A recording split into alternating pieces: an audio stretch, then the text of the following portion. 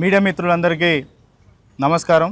ఈరోజు Osmania general hospital మార్చూరు దగ్గర ఈ ప్రెస్ మీట్ నిర్వహించడానికి గల కారణం తెలంగాణ రాష్ట్రంలో ఉన్న ప్రైవేట్ ఇంజనీరింగ్ విద్యా సంస్థలన్నీ విద్యార్థుల యొక్క ప్రాణాలను అధిక ఫీజు వసూళ్లతోటి ఈ ఫీజు రియంబర్స్మెంట్ వసూళ్లతోటి ప్రాణాలను తీసే విధంగా వాళ్ళను వివిధ రకాలుగా వాళ్ళని ఇబ్బంది పెట్టడంలో, వాళ్ళను మానసికంగా ఇబ్బందికి గురి చేయడంలో భాగంగా ఈరోజు శ్రీ హిందూ కాలేజ్లో సిఎస్సి చదువుతున్న మాదరి ప్రణీత్ అనే వ్యక్తి సూసైడ్ చేసుకొని చనిపోవడం జరిగింది.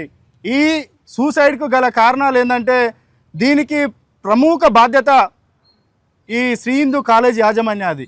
శ్రీ హిందూ కాలేజ్ యాజమాన్యం ఫీజు కట్టాల్సిన ఈ విద్యార్థి దగ్గర నుంచి ఫీజును వసూలు చేయడానికి తనకి హాల్ టికెట్ ఇవ్వకుండా, తనకు నిజంగానే వాళ్ళ పేరెంట్స్ తోటి మాట్లాడి, వాళ్ళ పేరెంట్స్ సార్ 4 రోజులలో మేము వచ్చి మీకు ఈ కావాల్సిన ఫీజు మొత్తాన్ని చెల్లిస్తాం, మేము ఇప్పుడు ప్రస్తుతానికి ఊళ్ళో లేము, మేము అవుట్ ఆఫ్ సిటీ ఉన్నాం అని వచ్చి పేరెంట్స్ ఫోన్లో మాట్లాడినాక కూడా పేరెంట్స్ని నువ్వు రేపటి వరకు 10 గంటల లోపు నా దగ్గరకు వచ్చి నిలబడతాను, నీ కొడుకు ఎగ్జామ్ రాస్తాడు, హాల్ టికెట్ ఇస్తా, లేకపోతే లేదు అని చెప్పి బెదిరించడంతో పాటుగా, అదేవిధంగా ఈ మాదరి ప్రణీత్ అనే వ్యక్తికి గతంలో ఒక 2 నెలల కింద యాక్సిడెంట్ అయ్యి కాలుకు లిగ్మెంట్ ఫ్రాక్చర్ అయింది.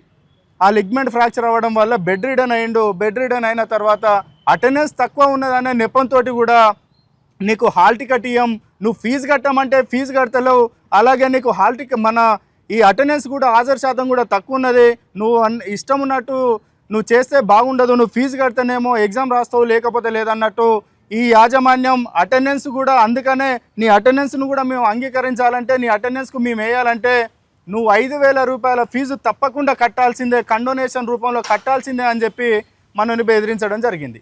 దాంతోపాటుగా మనోడు ఏం చేసిండంటే, సార్ నేను 5,000 రూపాయలు కట్టడానికి సిద్ధంగా లేను, నా ఆర్థిక పరిస్థితి అంతంత మాత్రమే, నాకు నిజంగానే నేను బెడ్ రీడర్ అయినా, నాకు నిజంగానే మెడికల్ సర్టిఫికేట్ ఉన్నది చూడండి అని చెప్పి మెడికల్ సర్టిఫికేట్ చూపెట్టినా కూడా వాళ్ళ హెచ్ఓడి నిజంగానే చూసి వాళ్ళ డైరెక్టర్ ఏవో దగ్గరికి, ఏవో పేరు ఏమిటమ్మే, ఏవో కృష్ణమూర్తి దగ్గర తీసుకపోతే 1.5 గంటల సేపు నిలబెట్టి మనోన్ని సతాయించడంతో పాటు మాటలతోటి హింసించే రకంగా మాట్లాడిండు. అంటే నీకు మెడికల్ సర్టిఫికేట్ చూపెట్టినా కూడా అధిక ఫీజులు వసూలు చేయడానికి మరిగి నువ్వు కాలేజీ ఫీజులు కడతా అని చెప్పి నువ్వు పేరెంట్స్తో మాట్లాడిన తర్వాత కూడా, పేరెంట్స్ నీకు హామీ ఇచ్చిన తర్వాత కూడా, అసలు విద్యా సంస్థ యొక్క ప్రాథమిక లక్ష్యం ఏంది? ప్రతి విద్యార్థికి ఖచ్చితంగా నువ్వు చదువును కల్పించాల్సిన బాధ్యత నీ దగ్గర ఉంటుంది. ఆ రియంబర్స్మెంట్ కూడా గవర్నమెంట్ రిలీజ్ చేయాల్సిన అవసరం ఉంటుంది. ఇందులో ఈ ఆత్మహత్య ఇన్స్టిట్యూషనల్ హత్యగానే మేము భావిస్తూ ఉన్నాం. శ్రీ హిందూ కాలేజ్ ప్రణీత్ని, ఈ మాదరి ప్రణీత్ని హత్య చేసింది. దాంతోపాటుగా ఈ ఆత్మహత్యను మేము గవర్నమెంట్ హత్యగా కూడా మేము చెప్తా ఉన్నాం. ఎందుకంటే గవర్నమెంట్ ఫీజు రియంబర్స్మెంట్ రిలీజ్ చేయకపోవడం వల్ల ఈ ప్రైవేట్ ఇంజనీరింగ్ విద్యా సంస్థలన్నీ విద్యార్థులను వివిధ రకాలుగా ఫీజుల దోపిడీ చేస్తా, వాళ్ళను మానసికంగా క్షోభకు గురి చేస్తూ ఉన్నాయి. మార్కుల విషయంలో కానీ ఎగ్జామ్స్ వచ్చినాయంటే చాలు ఈ ఇన్స్టిట్యూషన్లన్నీ డబ్బులు వసూలు కేంద్రాలుగానే మారినాయి తప్ప విద్యనిచ్చే విద్యా కేంద్రాలుగా మాత్రం తెలంగాణ రాష్ట్రంలో లేకుండా పోయినాయి. ఈ కార్పొరేట్ ప్రైవేట్ ఇంజనీరింగ్ విద్యా సంస్థలు ఇప్పటికే గవర్నమెంట్ విద్యా సంస్థలలో ఉన్న గురుకులాలలో 100ల కొద్ది విద్యార్థులు ఆత్మహత్య చేసుకుంటారు ఫుడ్ బాగాలేక.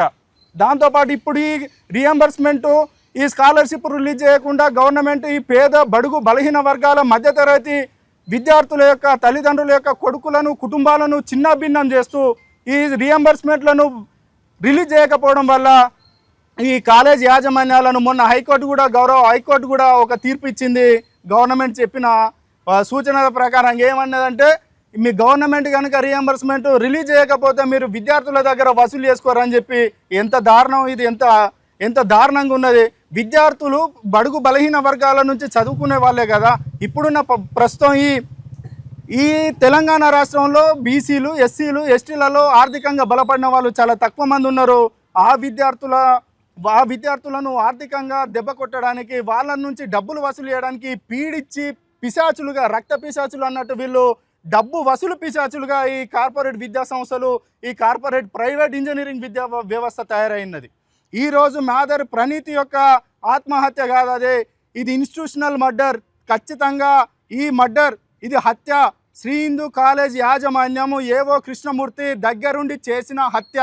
ఈ మాదరి ప్రణీత్ని మానసికంగా క్షోభకు గురి చేయడం వల్ల, తనని మిగతా స్టూడెంట్స్ ముందు అవమానకరంగా చూడడం వల్ల, ఆత్మన్యూన్యత భావాన్ని కల్పించడం వల్ల తను ఒక చదువుకునే విద్యార్థిని ఇన్ని రకాలుగా అవమానకరంగా మాట్లాడితే తను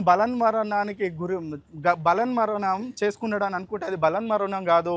ఇది శ్రీ హిందూ విద్యా సంస్థలు యాజమాన్యం తనను పట్టుబట్టి హత్య చేసినాయి. దీనికి కారణం కూడా ఈ తెలంగాణ రాష్ట్రంలో నడుస్తున్న ప్రభుత్వం కూడా దీనికి వన్ ఆఫ్ ది కారణం. ఇప్పుడు కనుక ఈ శ్రీ హిందూ యాజమాన్యం, శ్రీ హిందూ కాలేజ్ యాజమాన్యం, మరి ఈ యాజమాన్యం ఈ కాలేజీలో చదువుతున్న విద్యార్థుల దగ్గర నుంచి కూడా అధిక ఫీజులను వసూలు చేస్తూ ఉన్నట్టు మా దగ్గర ఆధారాలు ఉన్నాయి. ఈ అధిక ఫీజు వసూళ్లతోటి విద్యార్థులకు చదువు చెప్పాల్సిన బాధ్యత పోయి విద్యార్థులను ఆర్థికంగా నష్టపరిచే విధంగా డబ్బు వసూలు కేంద్రంగా, ఏటీఎం కేంద్రాలుగా విద్యార్థులను మార్చుకునే వ్యవస్థ తయారైంది. ఈ శ్రీ హిందూ కాలేజ్ యాజమాన్యం కనుక ఈ మాదరి ప్రణీత్ యొక్క కుటుంబానికి జరిగిన నష్టాన్ని ఏ విధంగా పూరిస్తారో మేము అడుగుతూ ఉన్నాం. మీకు ఇప్పుడు మీ కాలేజ్ ఫీజు మేము కడతాం, మా మాదరి ప్రణీత్ని తీసుకొచ్చి ఇప్పుడు వాళ్ళ తల్లిదండ్రులకు మీరు అప్పచెప్పగలుగుతారా అని చెప్పి మిమ్మల్ని ప్రశ్నిస్తూ ఉన్నాం. ఒక డబ్బులు కాదు వ్యవస్థలో ఈ విద్యా వ్యవస్థలో నువ్వు కావాల్సింది విద్యను చెప్పాలి కానీ ప్రాణాలు తీసే విధంగా చేయకూడదని మరొకసారి చెప్తా ఉన్నాం. ఈ తెలంగాణ రాష్ట్రంలో ఉన్న విద్యార్థి లోకానికి మరొకసారి చెప్తా ఉన్నాం. చలో ఇప్పుడు శ్రీ హిందూ కాలేజీలకి డైరెక్ట్ ఈ ప్రణీత్ శవాన్ని తీసుకొని మనం శ్రీ హిందూ కాలేజ్ యాజమాన్యం, శ్రీ హిందూ కాలేజ్ దగ్గర పోయి మనం ఖచ్చితంగా ధర్నా చేద్దాం. తెలంగాణ రాష్ట్రంలో ఉన్న అన్ని విద్యార్థి సంఘాల అందుబాటులో ఉన్న ప్రతి ఒక్క విద్యార్థి సంఘ నాయకుడు, ప్రతి ఒక్క విద్యార్థి శ్రీ హిందూ కాలేజ్కి తరలి రావాలని చెప్పి మేము కోరుతా ఉన్నాం. మీడియా మిత్రులందరికీ నమస్కారం. శ్రీ హిందూ కాలేజు ఈరోజు ప్రణీత్ అనే పిల్లగాడిని చనిపోవడానికి శ్రీ హిందూ కాలేజే కారణం. దాన్ని మేము తీవ్రంగా ఖండిస్తూ ఉన్నాం. శ్రీ హిందూ కాలేజీలో జరిగినటువంటి ఈ ప్రణీత్ అనే పిల్లగాడు చనిపోవడానికి కారణమైనటువంటి ఈ కృష్ణమూర్తి ఎవరైతే ఉన్నారో ఆ కృష్ణమూర్తి గారు కృష్ణమూర్తి గారితో పాటు యాజమాన్యం కూడా ఈరోజు ఈ పిల్లగాడు చనిపోయాడని చెప్పుడుతోటే రేపు మేమందరం కూడా కాలేజీకి వచ్చి ధర్నా పెడతాం అనగానే ఆ కాలేజ్ రేపు సెలవును ప్రకటించింది. ఆ కాలేజ్ రేపు ఒక్కరోజు సెలవు ప్రకటించడం కాదు, మేము రేపైనా ఎల్లుండైనా ఇంకా ఎప్పుడైనా ఈ పిల్లగాడికి న్యాయం జరిగేంత వరకు కూడా మేము శ్రీ హిందూ కాలేజ్ దగ్గర వచ్చి కూర్చుంటామని చెప్పి మేము యాజమాన్యానికి తెలియజేస్తూ ఉన్నాం. ఈరోజు శ్రీ హిందూ కాలేజు రేపు పిల్లగానికి ఎగ్జామ్ ఉందని చెప్పి తల్లిదండ్రులు ఇద్దరు జగిత్యాల వెళ్ళి లోను తీసుకొచ్చి ఫీజు కడతామని చెప్పినా కూడా ఈరోజు ఆ యాజమాన్యము పిల్లగాడిని కరుణించలేకపోయింది. ఒక పిల్లగాడు చదువుకోవడానికి సీట్ వచ్చిన తర్వాత మీరు రాబాబు, మీరు చదువుకోండి, మేము అన్ని రకాల సౌకర్యాలు మేము కల్పిస్తామని చెప్పినటువంటి యాజమాన్యం ఈరోజు ఈ ప్రణీత్ అనే పిల్లగాన్ని ఈ కాలేజ్ బలిగొంది. ఇది ఒకటే కాలేజ్ కాదు, తెలంగాణలో ఉన్నటువంటి ప్రతి ఒక్క కార్పొరేట్ కాలేజీల్లో కూడా ఇదే జరుగుతూ ఉంది. ఎస్సీ, ఎస్టీ, బీసీ, మైనార్టీలు ఈ విద్యార్థులందరూ కూడా చదువుకోవాలని చెప్పి ఉన్నత స్థాయి శిఖరాలకు వెళ్ళాలని చెప్పి ఈ కాలేజీలకు వచ్చి చదువుకుందాం అనుకుంటే ఈ యాజమాన్యాలు మాత్రం ఫీజు కట్టలేదని, లేకపోతే ఎగ్జామ్ రాయనియమని, నువ్వు కాలేజీకి వస్తలేవని. ఎందుకు కాలేజీకి రాలేరండి? ఏమన్నా దొంగతనం చేసిండా, లేకపోతే ఇంకేమన్నా వేరేతనం చేసిండా? పిల్లగాడు కాలేజీకి ఎందుకు రాలేడో ప్రూఫ్తో సహా, నాకు కాలు నొప్పి అయింది, నాకు నరం పోయింది, నీకు సర్జరీ అయింది అని చెప్పి ప్రూఫ్తో సహా తీసుకొచ్చి ఆ యాజమాన్యం ముందు పెట్టినా కూడా ఈరోజు యాజమాన్యము కరుణించలేదంటే మీరు ఎంత కుట్రకు దారి తీసారు అనేది చూడాలి. ఈరోజు ప్రణీత్ ఒక్కడే కాదు, ప్రణీత్ లాంటి వాళ్ళు చాలామంది చనిపోయినారు. కానీ ఏ ఒక్కరికి కూడా ఈరోజు తెలంగాణ ప్రభుత్వం న్యాయం జరగనీయలేదు. తక్షణమే తెలంగాణ ప్రభుత్వం, రేవంత్ రెడ్డి ప్రభుత్వం ఈ పిల్లగాని పైన ఈరోజు న్యాయం జరగాలి. జేఎన్టీలో ఉన్నటువంటి రిజిస్టర్ కాల్ చేసినా కూడా ఈరోజు ఆ ప్రిన్సిపల్ ఫోన్ లేపట్లేదంటే, మేము కాల్ చేసినా కూడా ఫోన్ లేపట్లేదంటే మీ యాజమాన్యం ఎక్కడ పనిచేస్తుందో కూడా ఒకసారి చూసుకోవాలి. ఈరోజు సెలవు దినం పెట్టుకొని ప్రిన్సిపల్ గారికి కాల్ చేసి మేమందరం కూడా ఉస్మానియా జనరల్ హాస్పిటల్ కాడికి వచ్చినామయ్యా, మీరు రండి అని అంటే కూడా ఈరోజు ఏ ఒక్కరు కూడా యాజమాన్యం నుంచి రాలేని పరిస్థితి. వచ్చిన వాళ్ళు ఉంటేనేమో మా ప్రిన్సిపల్ గారు రేపు వస్తారు, లేకపోతే ఎల్లుండి వస్తారు, మీతో మాట్లాడమని పంపించారు. ఒక పిల్లగాడి ప్రాణం పోతే కూడా ఈరోజు మీరు మాట్లాడడానికి రాలేదంటే మీరు ఎక్కడున్నారు, ఏ సమాజంలో ఉన్నామని చెప్పేసి మీరు ఆలోచించాలి. ఈరోజు చదువుకుంటున్నటువంటి శ్రీ హిందూ కాలేజీలో ఉన్న విద్యార్థులందరూ ఒక్కొక్కరి దగ్గర 2000, యాక్చువల్గా ఫీజు 2000 తీసుకోవాలి, కరెంట్గా 2000 తీసుకోవాలి. కానీ ఒక్క స్టూడెంట్ దగ్గర 5000, 10,000, 12,000 వసూలు చేస్తున్నటువంటి మీ కాలేజు వ్యవహరిస్తూ ఉన్నది. మా దగ్గర ఆధారాలు ఉన్నాయి. ఈరోజు మీడియా మీరు ముందు పెట్టాలి. ఈరోజు మీడియా అంతా కూడా ఎందుకు అనంటే తెలంగాణ మొత్తం ప్రతి కార్పొరేట్ కాలేజీలలో కూడా ఇదే జరుగుతూ ఉన్నది. శ్రీ హిందూ కాలేజీలో ఒక్కొక్క విద్యార్థి చూడండి, మీ మీడియా తెలంగాణ ప్రజలందరూ కూడా చూసుకోవాలి. దీన్ని చూడండి, యాక్చువల్గా ఫీజు ఎంత ఉంది అంటే ఫీజు అమౌంట్ 2150 రూపాయలు ఉంది. కానీ టోటల్ ఫీజు వచ్చేసి 7,250 రూపాయలు కట్టించుకోరు. ఫైన్ 5,100 రూపాయలు. ఇట్లా ఒక్క స్టూడెంట్ కాదు, ఇగో 2, 3 ఇట్లా నా దగ్గర మీ కాలేజీలో కట్టినటువంటి ప్రతి ఒక్క విద్యార్థుల లిస్టు కూడా నా దగ్గర ఉంది ఈరోజు. దీనిని మేము ప్రభుత్వానికి కూడా మీరు తెలియజేయాలి. హైయర్ ఎడ్యుకేషన్ చైర్మన్ మీరందరూ కూడా తక్షణమే ఈ కాలేజు విజిట్ చేసి ఎందుకు ఇట్లా అధిక ఫీజులు తీసుకుంటారనే దాని మీద కూడా మీరు యాక్షన్ తీసుకోవాలని చెప్పి నేను కోరుతా ఉన్నా.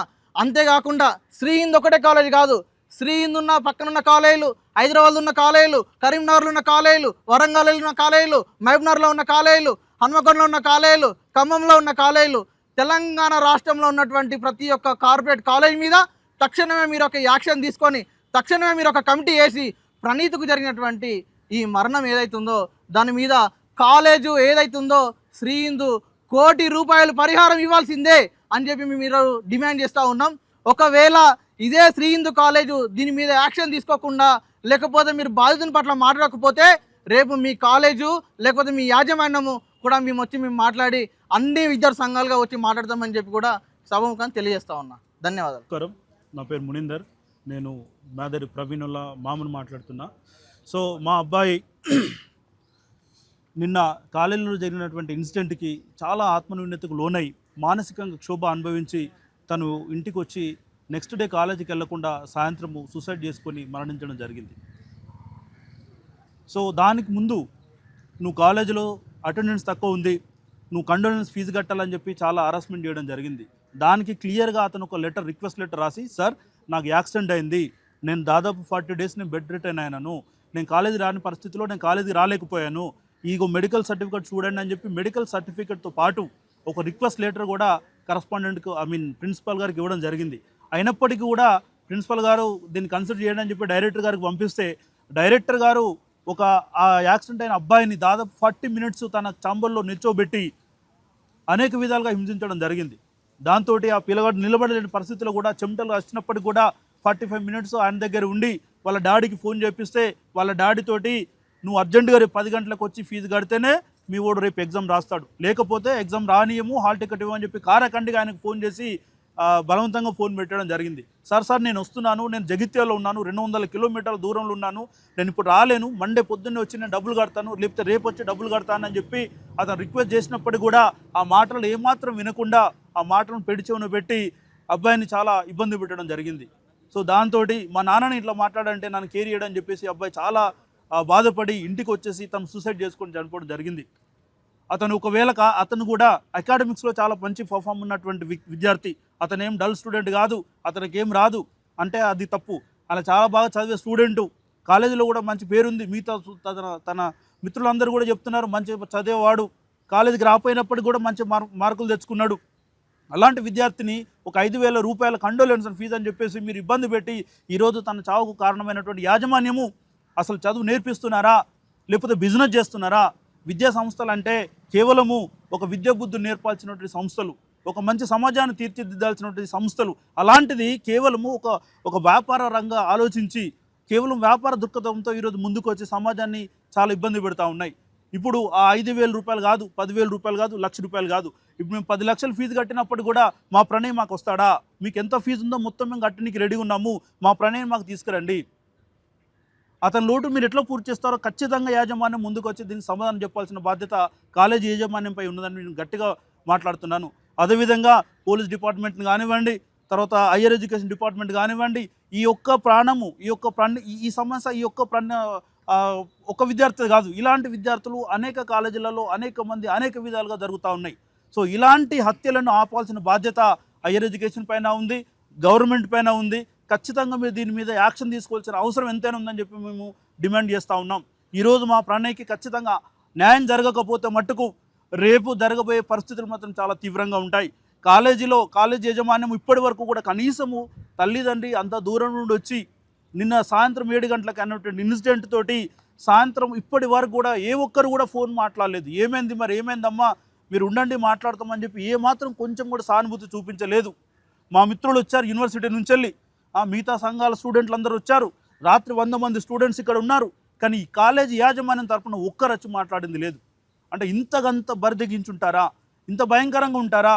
మేము ఫోన్ చేసాం ఖాళీ, వీళ్ళు వచ్చి ఫోన్ చేస్తే కూడా రెస్పాన్స్ కాలేదు, జేఎన్టీయూ రిజిస్ట్రార్ గారు ఫోన్ చేస్తే కూడా రెస్పాన్స్ కాలేదు. అంటే ఎంత భయంకరంగా ఎంత బలుపుతోటి ఉన్నారో మీరు ఆలోచించండి మిత్రులారా. ఖచ్చితంగా యాజమాన్యపు హత్య అని మేము కారకండగా చెప్తా ఉన్నాం. దీనిపైన మాకు న్యాయం కావాలి, తన తల్లిదండ్రులకు ఎట్టి పరిస్థితుల్లో న్యాయం కావాల్సిందిగా నేను మీ ద్వారా విన్నపం చేస్తున్నాను.